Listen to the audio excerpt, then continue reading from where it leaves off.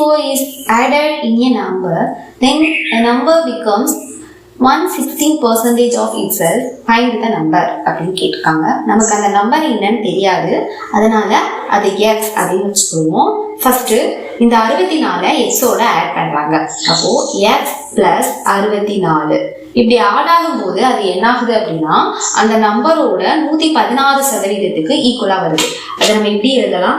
116% of X அப்படின்னு நம்ம எழுதலாம். ஸோ இதை எப்படி எழுதலாம்?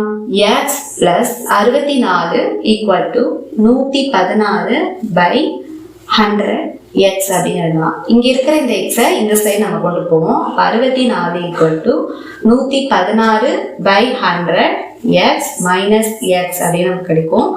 ஸோ இதை நமக்கு எல்சிஎம் எடுத்து சால்வ் பண்ணா இங்க 100x வரும் இல்லையா? ஸோ 116x மைனஸ் 100x நமக்கு என்ன கிடைக்கும்? 16x டிவைடட் பை 100 அப்படின்னு கிடைக்கும்.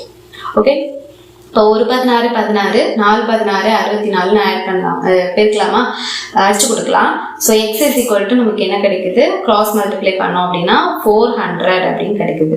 So the answer is that number is 400. இப்போ இதே ப்ராப்ளம் போல இந்த ப்ராப்ளம் சால்வ் பண்ணி என்ன ஆன்சர் வருதுன்னு கமெண்ட் பண்ணுங்க. Thank you. Like for more videos.